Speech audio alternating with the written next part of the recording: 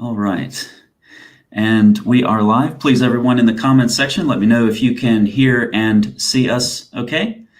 And welcome to this live stream to those of you who are watching live, and welcome to those of you who are catching the replay as well. I'm here with Dr. Shady Nasser. I have no doubt that our esteemed guest will draw viewers from all different backgrounds. So I encourage all of you to sit back and relax and enjoy what will no doubt be an absolutely fascinating interview. I do hear a little bit of echo, Dr. Nasser. I think that's from YouTube.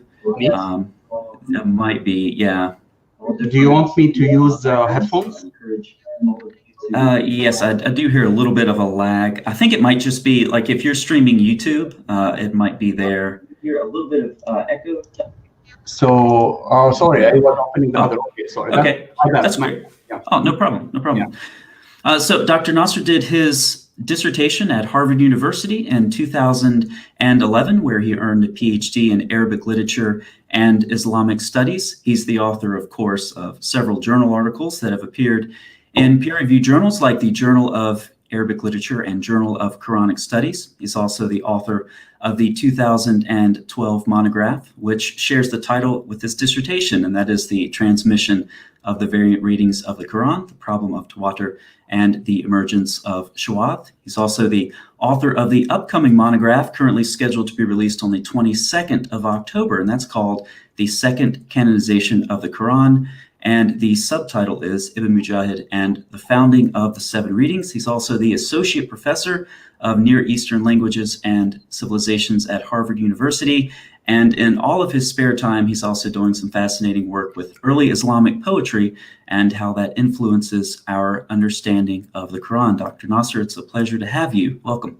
Thank you so much. It's a pleasure to be here. And thank you for writing to me and inviting me to your show. I'm glad to be here to answer any questions, talk about variant readings, Quran. It's a pleasure. So my name, as you said correctly, Shady, and a variant reading is Shady, as my friends call me here. So both are standard, I would say. Yeah. I like your sense of humor. Excellent. So we have a big, complex topic today, but you thankfully have a system for organizing this. You've observed roughly 5 stages or 5 canonizations throughout this process. So can you just start us off with a big picture view of what this process is and summarize it for us so that we can know what we're talking about? Okay, so I'm calling these different stages of canonization of the Quran, where we notice that at different times in history, we do have certain readings in the Quran that they were excluded from, what we call now the canon. Okay, we call basically the first stage canonization or codification is what everyone is familiar with, the Uthmanic Codex. And this is the first canonization process where the readings or the codices of the companions of Muhammad, they were excluded based on the Codex of Uthman. So that's, what we call the first, or what I'm calling the first canonization. And then from the period of Uthman, let's say 200 years afterwards, we have a robust activity by the grammarians and exegetes to concentrate on this Uthmanic Codex. So even though Uthman's attempt to limit the variants of the Quran to one codex, variant readings kept multiplying.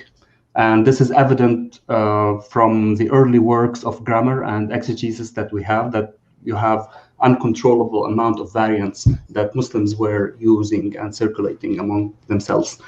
So the second canonization, which is the study that I did in the past 4 or 5 years, is what Ibn Mujahid did out of a corpus of, I don't want to say unlimited, but many readings that existed back then, probably as many as 50, as sources tell us. He chose 7 readings, and if we have time we can talk about the criteria later on, but he chose out of those different eponymous or system readings 7. So many scholars during the time of Ibn Mujahid and after him, they were not happy with the choice of the 7. So why did you choose only 7 out of so many? These readings are also good. This reading is as good as the one you chose. And people or scholars, they kept writing manuals of what we call qira'at or variant readings on more than 7 or even less than 7, 5, 6, 8, 9, etc. And also in Ibn Mujahid's system, when he chose the 7 readings, each reading was not unique. So you can see also there are differences within one reading. So when we talk about, let's say, Asim or Nafi' or these eponymous readers, Ibn Mujahid did not document only one variation. So there were many students of these eponymous readers, and there were also variations. So what happened is that you would have, let's say, a reading of Nafi' or Asim, and then you would have different students who were transmitting different things. And let's say around 150 years later on, in North Africa and Muslim Spain back then, so we have Abu Amr al-Dani and al-Shatibi, both of them, they were scholars of Qira'at, and they were mainly responsible for limiting those different variations or different students and limiting them into 2 only. So this is what we call the 2-Rawi canon, where each eponymous reader started to have only 2 readers, 2 transmitters per reader. So this is a 3rd canonization process where people from that stage onward, they started to become more familiar with only 2 variations or 2 varieties per one eponymous reading. So between, let's say, sorry, I work with the Islamic calendar, so my OSX, I need to convert, so 4th, 5th century, so that's about around, the 11th century. So this process of 3rd canonization, and then 300-400 years later, Ibn al-Jazari in the 9th century, Hijri, Islamic calendar, so that would be around the 1400s. He came and added 3 more readings to those 7 by Ibn Mujahid. And again, the same, over, for hundreds of years, people were not happy by just having 7. They were also reading and transmitting other system readings. And then Ibn al-Jazari came and then added those 3 readings, which already existed. So for hundreds of years, people were using those readings, but he did it, forcefully in a sense. And he was, let's say, the one of the most accomplished scholars of Qira'at during that day. So that's the 4th period where really the system of 10 readings or 10 canonical readings, what we call them, was fixed by the time of Ibn al-Jazari. And then what I call the 5th canonization, it's the 1923-1924 Cairo edition of the Quran based on Hafs and Asim. And I call it a canonization because, from that time onward, most Muslims became familiar with that variety, mainly due to the publication, of that codex or that, Mus'haf in Cairo. Even though we have, of course, other editions from other readers, but most people are familiar still, even until today, familiar with that variety. So this is a general overview of those 5 stages. And there are, of course, intermediary stages between these, but I consider them to be really important junctures where things were excluded and things were considered to be irregular, by the Muslim community, in favor of what we are calling now, canonical, or in Arabic, mutawatira, or massively transmitted readings. So that's a general overview of the 5 stages. Excellent. So your first monograph, your 2012 monograph, The Transmission of the Variant Readings of the Quran, the Problem of Tawatur, and the Emergence of Shawad. Can you explain to us, is it fair to say that you deal primarily with the 2nd and 3rd stage in detail in that monograph? Or is that a fair assessment? Correct. So mainly in the first monograph, I dealt with it's not just specifically the 2nd and the 3rd stage, but the whole concept of qira'at or variant readings, and the whole concept of tawatur, which is, for those who do not know, it's a concept that means there's something which is widely transmitted by people to the extent that it is impossible for this group of people to lie or to fabricate something about its transmission. So it's a self-evident truth. That's what we call tawatur. And the problem that that I try to tackle is how do we understand this concept of tawatur vis-a-vis qira'at or variant readings when many accounts from the classical sources do not agree with this concept of tawatur, this massively transmitted, and it's a self-evident transmission of variant readings. Variant readings, qira'at and Quran are two different things. So when we talk about the Quran, we're talking about the concept of Quran. Forget about the variant readings. Variant readings is how to access this Quran or how to read it. In the early period, Muslims did not talk about this concept of tawatur, massive transmission, and it's very evident that the variant readings were local. So people in Damascus were transmitting things different, from people of Kufa or people from Mecca and Medina, and the reading or the variant reading was a local thing rather than a widely transmitted system that every single Muslim or even every single scholar knew of. So yes, I was focusing on this second, let's say the second stage or before the second stage, and afterwards a little bit to try to understand the mechanism by which Ibn Mujahid chose his system, and how did Muslim scholars react to his system, and when this system crystallized, and when did Muslims start to basically adopt it as part of their recitation. So yeah, very interesting. And the variant readings are extremely important. I mean, you've said that this is how you access the Quran. Is that correct? Correct. If you don't have variant reading, you can't read the Quran. It's as simple as this. So you don't have the system of variant readings are Masoretic text. For those who know Hebrew, it's just you need the vowels and you need diacritics in order to read it. There's you can't read the Quran using your own opinion, and that's in the Islamic tradition you have to rely on how your master taught it and how his master taught it. So you can't just do textual criticism. You can, of course, but you may not within the tradition. So there's a difference between someone who is who has a manuscript and say, okay, I'm going to do textual criticism, I'm going to read the Quran on my own, and some scholars did that back in the days. But of course, they were reprimanded. So if you don't have variant readings, the whole system with its principles and individual variations, you can't read the Quran. So this is why they are, intertwined and very, very important. These two together. Yeah, and we know primarily of the variant readings in modern printed Qurans, but at some point these were transmitted strictly orally, correct? So when were these readings? When did they begin to be documented? So this is a little bit problematic from the sense of documentation. We don't have enough documentation from the early period, and we don't know how much writing and orality were intertwined back then. And I'm talking here 8th century. Okay. So according to the tradition, yes, the Quran was orally transmitted. It was memorized by people. However, there was a time when the Quran was codified during the time of Uthman, when orality lost to written transmission. And what I mean by that is that Muslim scholars all agreed that regardless of your memory, regardless of how you memorize the Quran, you cannot deviate from the Uthmanic Codex.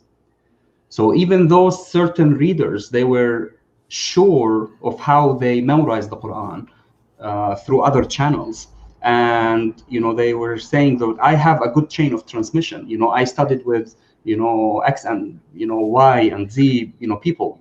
Muslim scholars post-Uthmanic period, they didn't care. As long as you are deviating from the text, we are not going to accept your reading, right? So in a sense, orality was attached to written transmission. So when someone tells you, well, the Quran was orally transmitted regardless of the rasm, regardless of the Uthmanic consonantal text. That's not accurate, because as long as you are deviating from the text, your reading will not be accepted. So there is a kind of reciprocal relationship between the written and the oral. There's no such thing as post-Uthmanic codification. There's no such thing as only oral transmission. You have to oral transmission based on the text.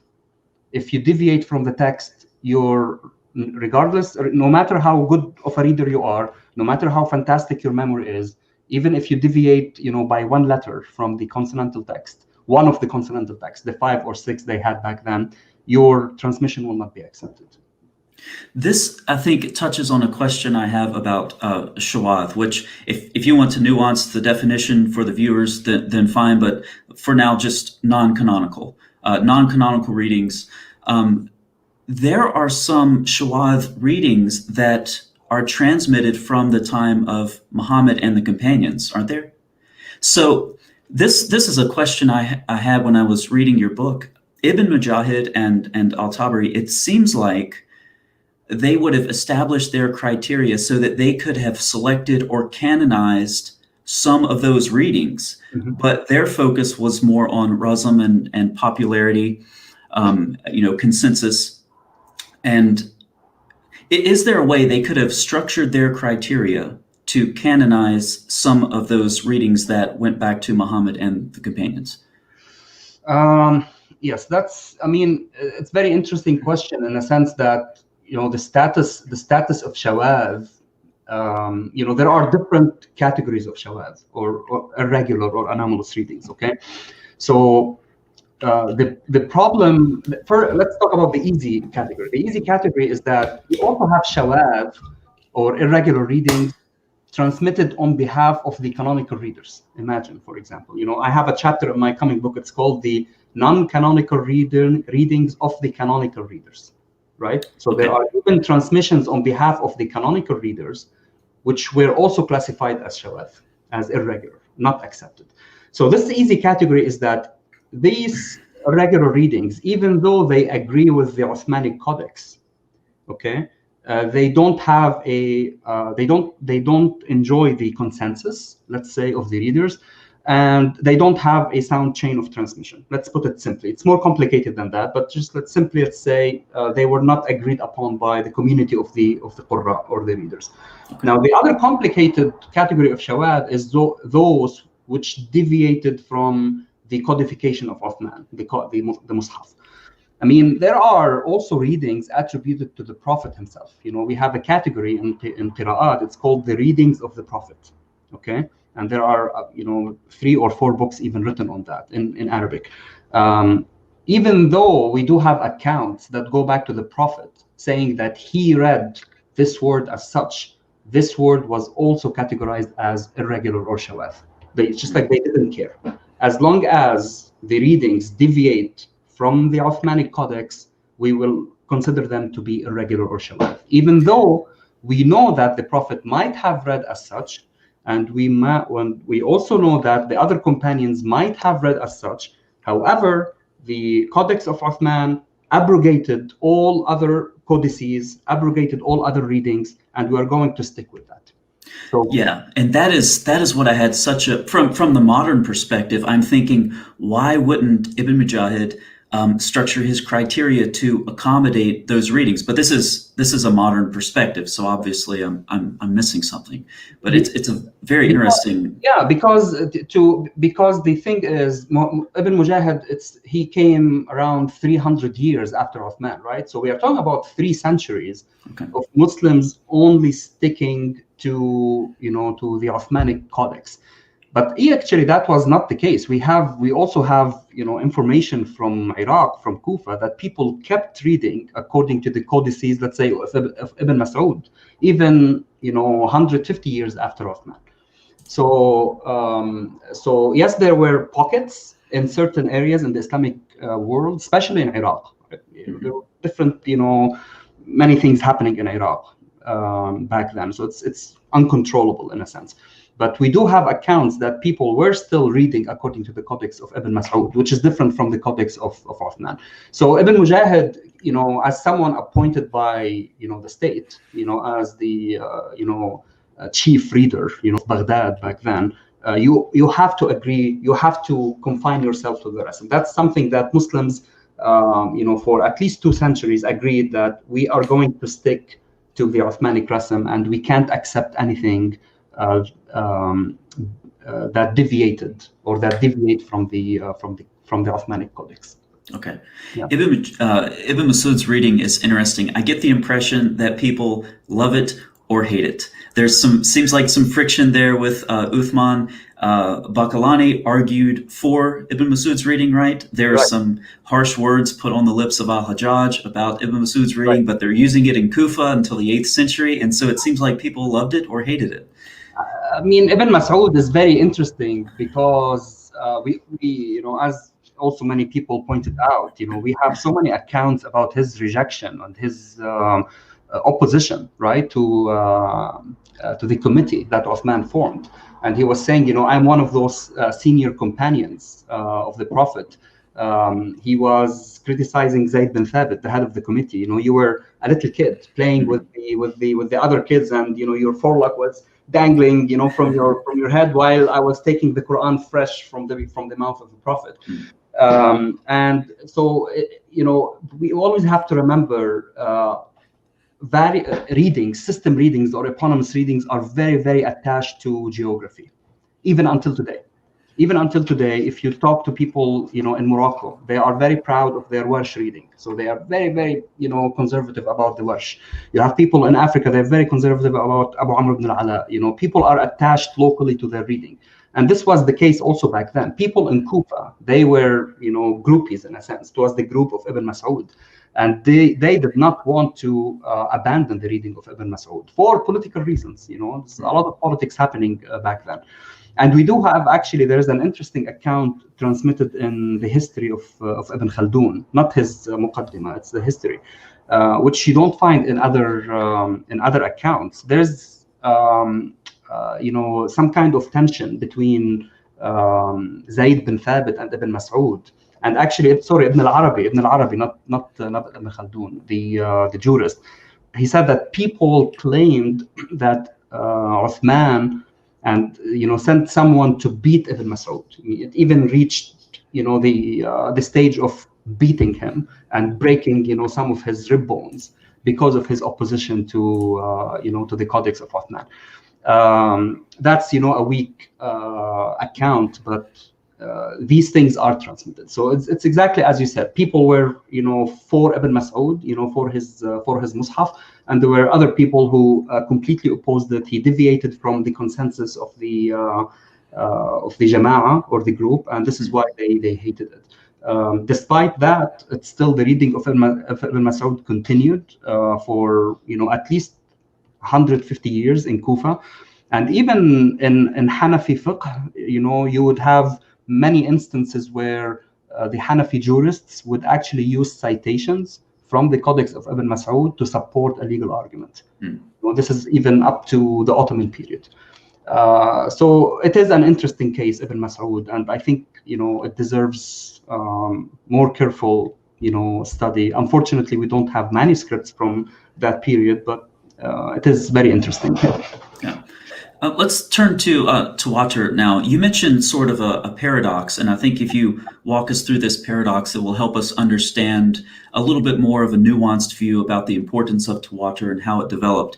You describe the Mutawatira consonantal skeleton of the Quran, and then accessing that through arguably non-Tawatur readings. Can you explain what that means? I think that'll help us understand this concept of Tawatur. Right. So that's one of the questions, big questions that I ask in my first book. This paradox is that the Quran is transmitted via tawatur. This kind of self-evident truth. Okay, it's known for every single Muslim. It's known for everyone. It's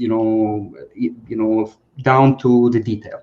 It is as self-evident as the sun rises in the east and sunsets, and sets in the west, right? So that's what tawatur means. However, and that's the Quran, okay? So that's between the two covers. Now the paradox is reading it. It's the pronunciation or performing this text.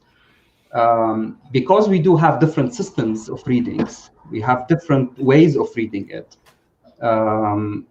How did these eponymous readings or system readings, how were they transmitted? Were they also transmitted via tawatur? And the answer is also problematic, because it seems that in the early period they were not thinking, this concept of tawatur was not applicable to qira'at. Okay, it was basically a local thing. This is the reading of the community, let's say, of Kufa or the community of Medina.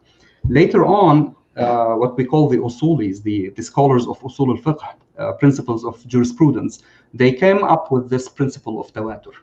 And then they would say that the Quran is mutawatir, and also its readings are mutawatir. However, other scholars also, they oppose this notion, because the criteria of tawatur doesn't apply to these. When you have a reading which has a single chain of transmission, transmitted only by few people, even if it's transmitted by 3 or 4 or 5 transmissions, this does not provide tawatur. And this is why, let's say in I don't say early period, but let's say 5th century, 6th century, that would be 11th century, 12th century, there were scholars who were calling for this criteria of tawatur, because you do want the Quran to be mutawatir. If the Quran is not mutawatir, that's a big problem. It is the main source, it is the principal book of Islam. And if you say, well, it doesn't provide or it doesn't impart necessary knowledge, then it is a problem. So you have to establish the authenticity of the text. And if the variant readings, the way you access this text, are not mutawatira, then you do have a theological problem. And that's the paradox here. And this is why scholars were back and forth. Even by the time of Ibn al-Jazari, he died 833, so that would be 15th century. And as I mentioned in my book, in the early period, in his early life, he was fighting for this concept of tawatur. He said, well, all the qira'at are mutawatira. But then, later on, he did change his mind, and he didn't stipulate tawatur for that. He said, as long as we have a sound chain of transmission, that's enough. Because also in Islamic, theology or Islamic jurisprudence, if you have a sound chain of transmission, then this, it's not necessary knowledge, but it is, you have to act upon that. Okay, so as long as we establish sound chain transmission, that's enough for us.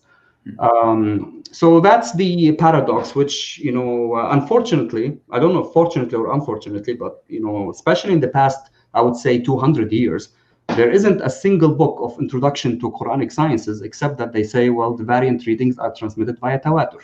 They picked up that word, and there isn't a single textbook of introduction to Quranic sciences in the modern period that they say, well, the variant readings are transmitted through tawatur. However, where's the footnote? We go to the sources and we see that that's not the case. Or at least, it's not so obvious. And this is why I try to tackle this question and see, where this notion of tawatur comes, and can you really prove, the tawatur of qira'at at every single stage back to the Prophet. So you could prove tawatur, let's say right now. Of course, all the qira'at are mutawatira now. Everyone knows that they are documented, they are over the internet. But was this the case 500 years ago or 600 years ago?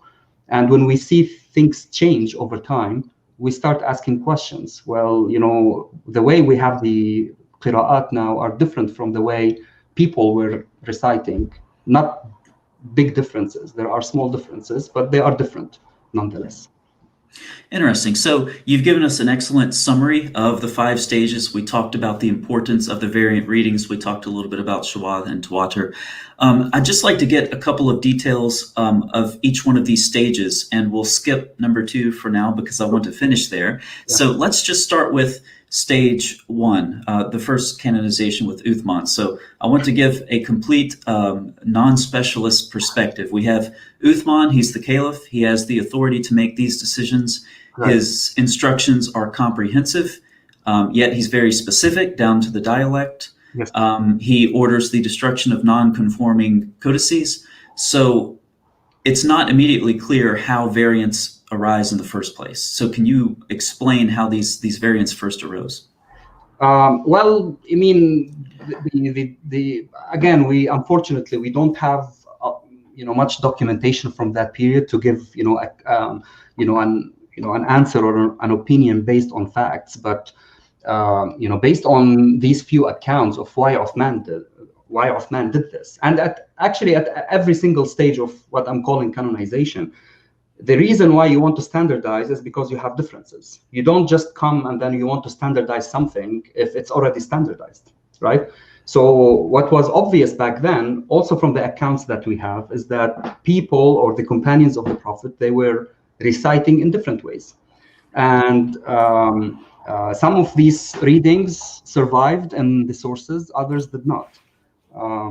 So what Uthman wanted to do is that, you want to render the text you want to gather all Muslims based on one text. You can't afford to have different versions of the Quran available among the Muslim community.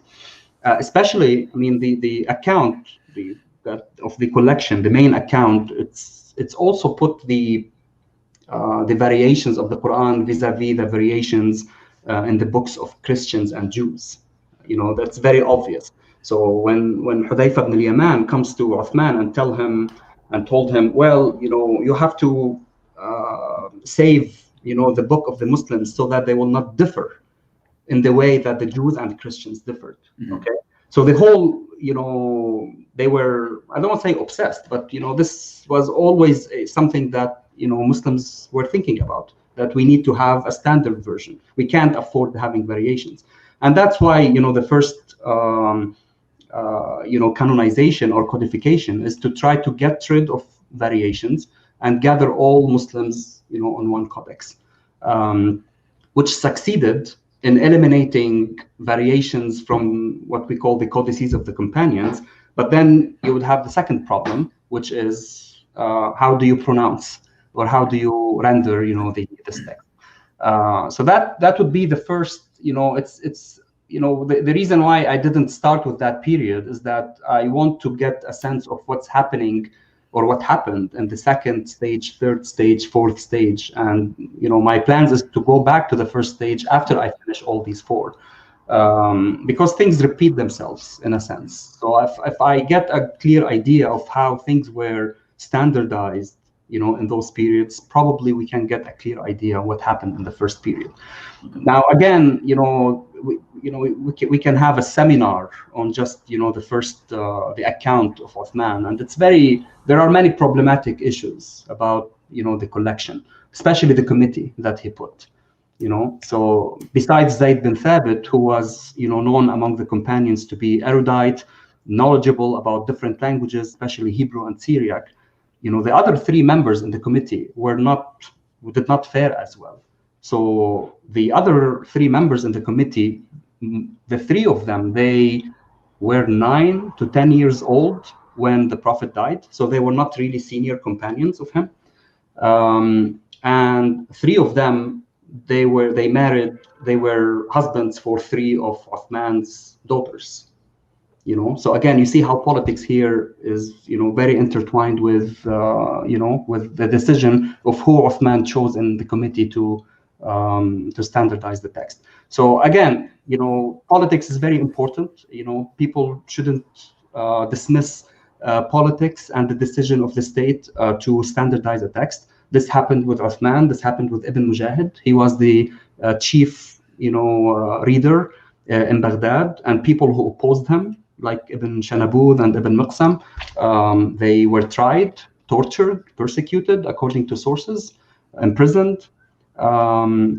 So that's that's always something in my mind, that when you look at things were standardized, we always look at how state enforced this kind of standardization on the community, and it takes time. It's not something that you wake up one day and then everyone is reading the same thing. Yeah. Before we leave stage one, can you give us an idea of how developed the script was that Uthman would have used? So it's as people know, the Arabic, the Quran was the first book written, right, in Arabic. So this is why it's called the book. Or even later, Sibawayh's book was called the book. But the Arabic script was not developed. It was derived from Nabatean, as Semitic philologists researched and determined. We didn't have vowels, we didn't have diacritics. Now, was this the reason why we have variant readings? Because we didn't have vowels and diacritics? Not necessarily. Yes, there are certain ambiguous passages in the Quran that you do need vowels and diacritics, and this is why readers disagreed. However, the agreement, the percentage of verses that the readers agreed, even though they were, from different cities, is high. So you don't have someone who's completely reading something that is completely opposite of someone else. So the syntax is basically the same. The disagreement are on those in these cases where you don't know if you should use passive or active. You don't know who the subject is. You don't know how to conjugate, the verb, the prefix. So if you are familiar with the language, I mean, even until today, when I write something very quickly in Arabic, I don't put dots. And we even have manuscripts in Arabic, even 600-700 years after dots and diacritics were developed, where you don't have diacritics. So diacritics and vowels are not the main reason. They are one of the reasons. There are very, very obvious cases where, because you don't have diacritics and vowels, there were variant readings. It's very obvious. It has nothing to do with dialects, has nothing to do with plurality. It has nothing to do with different modes. It has to do with the script. But the majority of variant readings were not because of lack of diacritics and vowels. If you know the language, if this is your language, you can read, if I give you sentences now in English and remove all the E and I and A from them, you would be able to read it with no problem. Excellent. Thank you.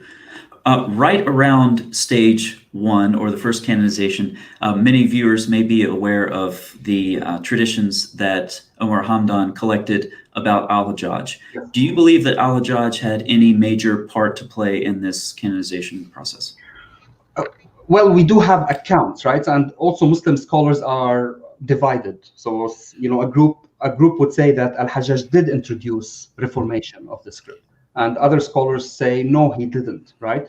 And I do believe, I'm inclined to say that actually he did include, certain, reformation in the text, because if the early accounts and the early scholars in the Qira'at tradition, they do transmit such accounts, I don't have any reason to doubt them. Okay, so usually, of course, we have contradictory accounts in Islamic tradition. Everything there isn't a single thing that we don't have contradictory traditions about.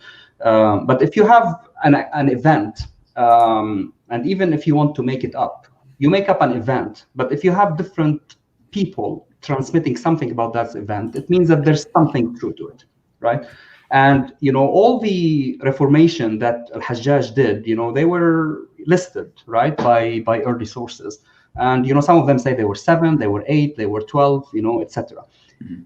The point is, even if it wasn't Al-Hajjaj, let's say it wasn't him, this person specifically, we do know that there were certain reformations in the early manuscripts, because if you see how people were describing certain readings, in the 2nd century, that is 8th century, and how the readers were reading 100 years later or 150 years later, you would see that they were discussing, these kind of specific variations, because there were spelling reforms that changed over time. So whether Al-Hajjaj, the person, did that or not, or whether certain group in the community, they agreed to do this kind of reform. I don't have any reason to dismiss these accounts as completely false, just because I don't want someone to claim that he changed the script, of the codices. Yeah. Okay.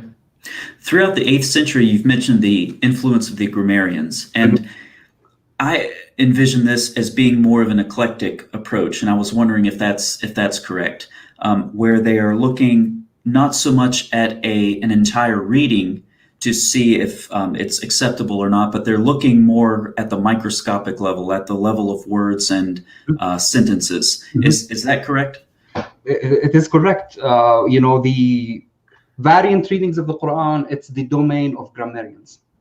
That's where it is being discussed. Theologians don't deal with variant readings. For theologians, all variant readings are okay. If you want to know why we have this variant, not this variant, what is the justification, grammatical justification of this variant, you go to a grammarian. So this is where all the discipline of variant readings, it evolved from the early grammarians, who were trying to, decipher the text of the Quran based on the proper norms of Arabic, and based on the proper norms of Arabic as that agrees with the corpus of pre-Islamic poetry. So you have the language of pre-Islamic poetry and the language of the Quran. They are very similar, okay, in terms of syntax, vocabulary, etc.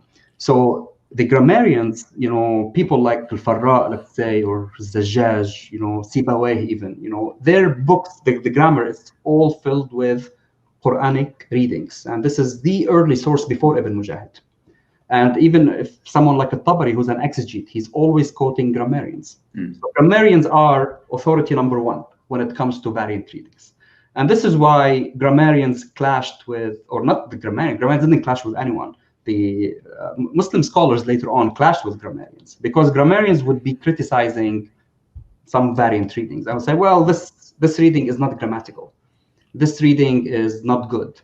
And later, Muslim scholars who wanted to say, well, all the readings were correct, you say, oh, you grammarians, we don't listen to you. So if a reading doesn't match, Arabic grammar, you have to make it match Arabic grammar or conform to Arabic grammar, or there's something wrong with your Arabic grammar. God doesn't speak bad Arabic, right? Okay.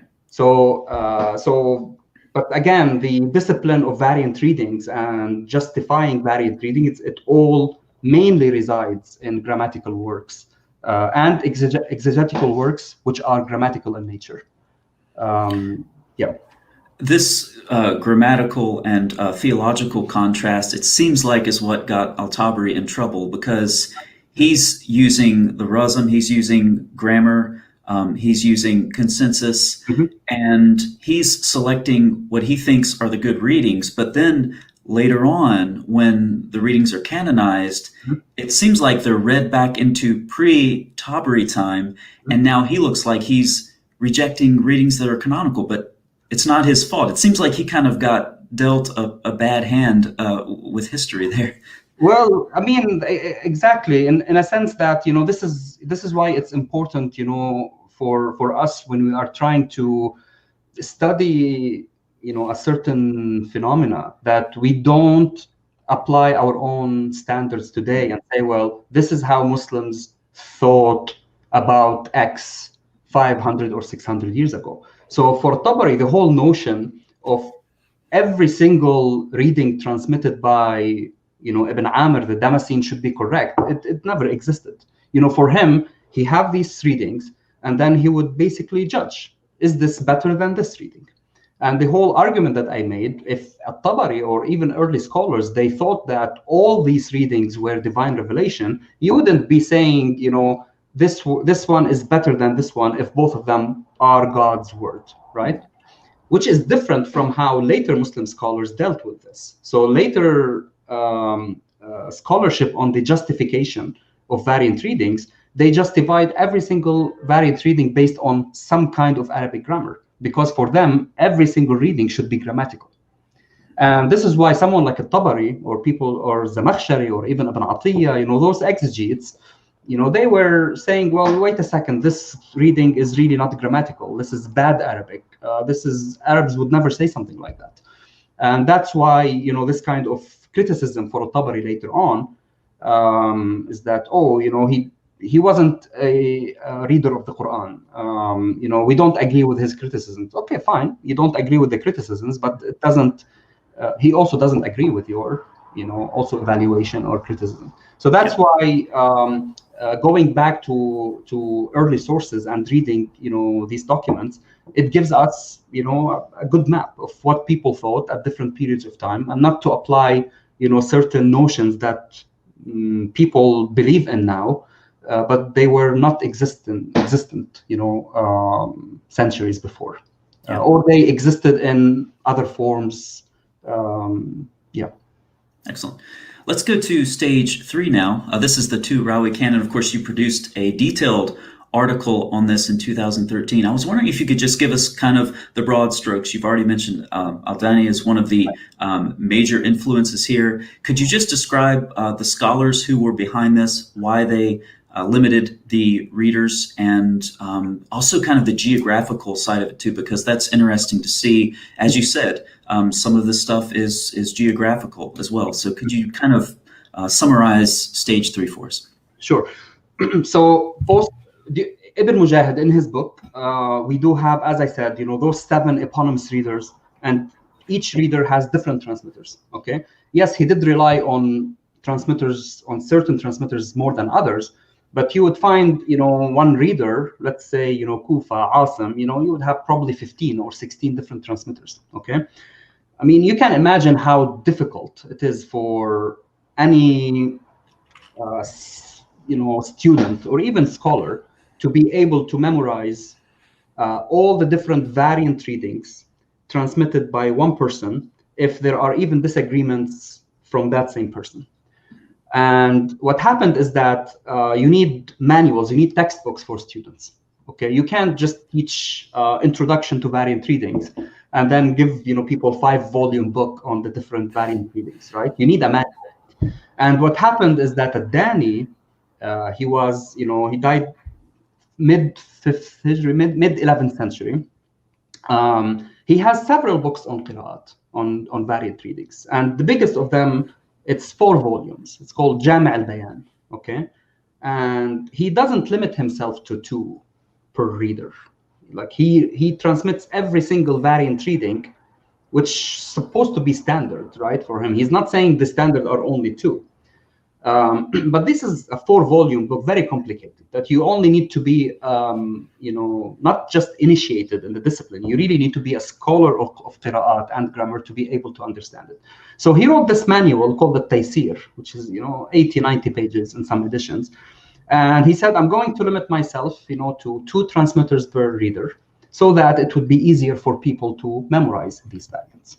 And of course, people need digests, they need, you know, shorter manuals, and it became very successful, and it started to be taught at different schools.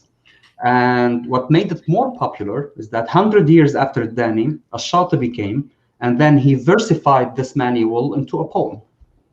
He versified it, and poetry is, you know, it's very important in the Arabic tradition. You memorize things through didactic poems. So he put the whole manual into a poem, and since then it became what we call Shatibiyya, is, you know, how people memorize the variant readings through these texts, Shatibiyya and Dani's Taysir. And what happened is that, you know, this is how you get access to the variant readings, through, you know, these 2 texts and through the 2 transmitters from one person. But in actuality, there are more transmitters, you know, that we do find in these manuals of qira'at. But people started from that period onward, they were only relying on these 2 transmitters. And this is why it is an important phase 3, because now we started to only focus on 2 renditions per reader, rather than see all the different renditions that we received from one eponymous reader. So, and if you go through Dani's Jami' al-Bayan, the 4-volume book, you would not find only Hafs and Shu'ba, Abu Bakr Shu'ba. You would find many different transmitters like Ibn Mujahid. But it's very difficult, you know, for anyone, unless you are an expert in the field, to memorize every single thing. And that's how, you know, this 3rd stage it became important because the tradition from that period onward, they started to rely more on this notion of 2 per reader, mostly in the western part of the Muslim world. In the eastern part, they were still resistant to the whole notion of the 7. And this is when I compared, the manuals of readings from the eastern, parts of the Islamic world, and they were still doing 8 readings, 9 readings, 6 readings, and they were, relying on different transmitters. But what happened is that this book, Shatibiya, the poem, it became popular. People, even in the East, started to memorize it, and it started to be taught in schools. And this is where, people were now familiar with Hafs, Asim, Shu'ba, Asim, Warsh, Nafi', and then all the other transmitters started to be forgotten over time, except for the elite, educated readers whose profession is, just doing, qira'at or readings of the Quran. Yeah. So is it correct to say that this was never, let's say, legislated, like Ibn Mujahid's standardization? It became popular and became dominant. Is that correct? It wasn't. The thing is, both Dani and the Shatibi, they did enjoy patronage from, from the courts. So Shatibi was, recruited to Egypt, and he was given a house, and then he was given, funding, money, just like teach. And Dani was also recruited to one of the courts in Dania. And he, wrote these books. So both of them, they were, the highest, let's say, authority in qira'at. What made Shatibi's canonization popular is his poem at the end. So if it were not for the poem and for Dani's Taysir, we wouldn't have, this kind of 2 rawis per system, unless someone else would have written, another manual, limiting it to 2. And since Shatibi, after Shatibi, this tradition of writing didactic poems on qira'at, it became very popular. And that's why also Ibn al-Jazari, the addition of his 3 readings also became popular, because he also wrote a poem on that. So people also now memorize the poem on the 3 additional readings, because it's easier to memorize. So they memorize, Shatibiya, the 7 readings plus the 3. If you are doing it, with the, the 10 standard readings. And because he wrote this poem and people memorized it, it also became easier to memorize. So despite the fact that before him there were many attempts to write, not canonize, but to write manuals on 10 readings, 9 readings, 8 readings, but he was politically influential, and his didactic poem, and he was an authority in the field, and he wrote a didactic poem emulating Shatibi, 300, 400 years before him. Excellent. So this process of the 2 rawi canons started in the West, it spread to the East. Is it safe to say that it became stable by the 11th or 12th century or something? Oh, yeah. It became stable by the, right after Shatibi. It just became popular even, during his time, his lifetime. And Shatibi was, described in even in the sources, due to his success, and he would see dreams, he would see the prophet, he was, almost elevated to, a saintly rank, in the way that he was described in the sources. So definitely by the 12th century, this system in schools where people, were memorizing. Even until today, people, if you want to memorize, if you want to get certified in varied readings, you do it through Shatibiya, you do it through Shatibi's poem and through Jazari's poem. But yes, so possibly 11th, 12th century, we would say 12th century, we start to see in bibliographical information, indices, that people have commentaries on this poem, and there are many copies in different libraries where people are interested in copying it, memorizing it, and studying it. Excellent. So let's stop by Ibn al-Jazari before we go back to stage 2. You described he wrote a poem on his 3 additional readings. For many of us, it seems far too late for him to canonize 3 additional readings. Does his ability to canonize 3 additional readings, does that reflect a continued sense of dislike by Muslim scholars in having 7 qira'at, which of course could have corresponded to the 7 ahruf. Were Muslim scholars just wanting to get rid of the 7 in effect? Definitely, because even after Ibn Mujahid, there was a lot of discussion and criticisms against Ibn Mujahid. Why did you choose 7? Why did you create, what we call this shubha, this, creating this doubt in Muslims that the 7 ahruf that, the Prophet mentioned in his hadith are the 7 readings. So that's one reason. We don't want people to think that the readings are the ahruf, because as I said multiple times, no one knows what the ahruf is. And if someone tells you that he or she knows what the ahruf is, well, no one knows. So we take the word of Muslim scholars who spent years and years and years trying to understand what the ahruf are, and no one knows. There are speculations, but at the end of the day, they're only speculations.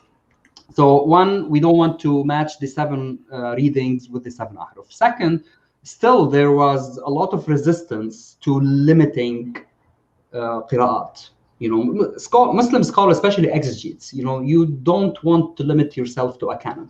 And if we go to books of commentaries, Quranic commentaries, commentators are always going far and beyond to try to understand a certain verse or give a commentary on a certain verse, and they would use every single variant reading possible or available to them in order to give you a different aspect or a different interpretation of the verse.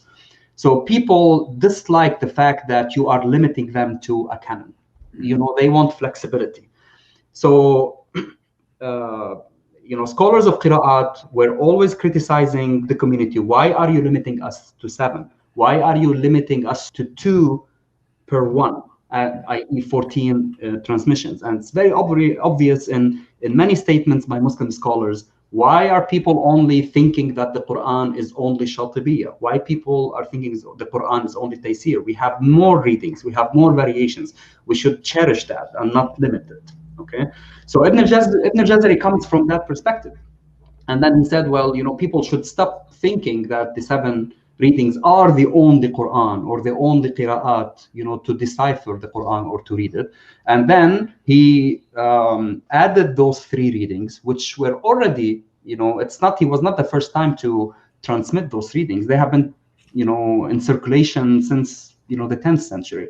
But what he did is that he was able to really, create this kind of system where the 10 readings with his poem, and he was able to, as I said several times, he was able to talk with the jurists during his time, convince them to declare the 10 readings, not only the 7, the 10 readings, to be mutawatira, as divine revelation. And he was successful. And after him, again, in the Islamic world, in different schools, they memorize Shatibi's poem and Ibn al-Jazari's poem, when they want to get certified, in the variant readings. Excellent. So this takes us to our final stage, which I think is probably the most interesting, and that's Ibn Mujahid. And what I want to do here is just leave the question very open-ended. He's a giant in this period of history.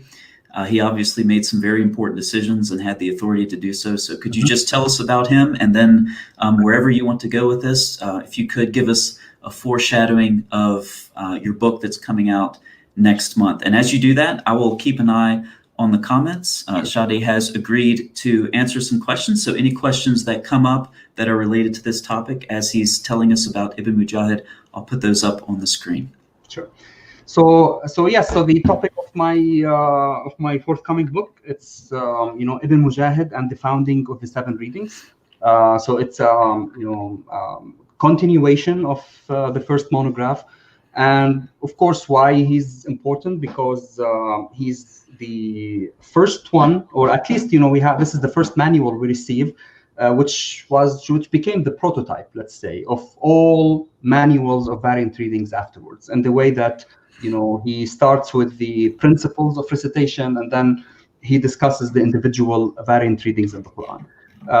Why he's again important, because before him we only have bibliographical information about manuals of readings, but we didn't receive them. So this is why his book is very important.